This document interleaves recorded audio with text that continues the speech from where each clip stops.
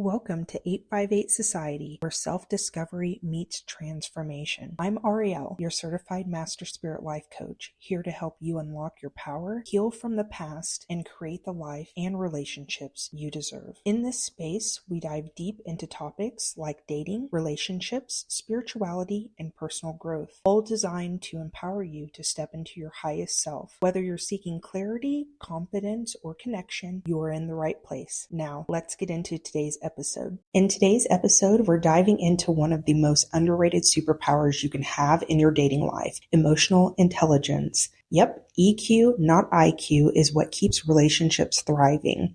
And no, it's not just about being nice or sensitive. It's about being emotionally present, self-aware, and able to connect with others in a deep, mature, and grounded way. If you've ever dealt with someone who didn't know how to communicate, couldn't handle their emotions, or turned into a defensive mess the moment things got real, you already know just how important emotional intelligence is. It's the difference between a relationship that drains you and one that feeds your soul. So let's break it down. Emotional intelligence in dating starts with you. If you're not aware of what you're feeling, where it's coming from, and how it affects your behavior, you're going to project these emotions onto your partner. Ever snapped at someone just because you've had a rough day, or gone into shutdown mode over a text that triggered an old wound? That's low EQ in action, and we've all been there. But when you're emotionally intelligent, you catch yourself. You pause, you reflect, and you respond instead of react. Now that's powerful. Next is emotional regulation. This is what keeps you from texting 12 paragraphs at midnight after being left on read.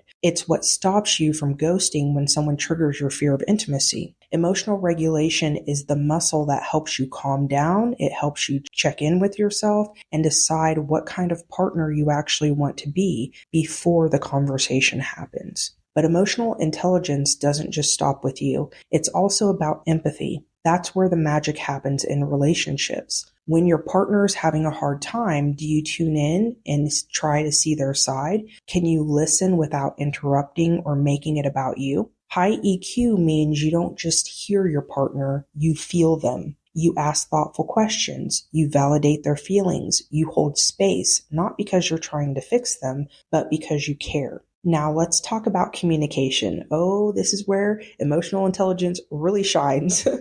When you're communicating with high EQ, you're not focused on winning an argument. You're focused on understanding. You say things like, when you did X, I felt Y, instead of launching into blame or criticism. You ask, what's going on with you right now, instead of jumping to conclusions. High EQ communication is calm, it's respectful, and it's honest. You don't tiptoe, you don't explode, you express. And listen, this doesn't mean you're perfect or emotionless. High EQ doesn't mean you don't feel things. It means you know how to honor your emotions without letting them control you. You get angry, but you don't lash out. You get hurt, but you don't shut down. You learn how to stay open even when things feel uncomfortable. That's what maturity looks like. And here's the best part. Emotional intelligence is attractive as hell. It shows up as confidence, calmness, and depth. You become the person who brings peace instead of chaos, the person who can navigate hard conversations without losing their cool, the one who holds their ground without being defensive, and stays soft without being a pushover. That's rare, and that's magnetic.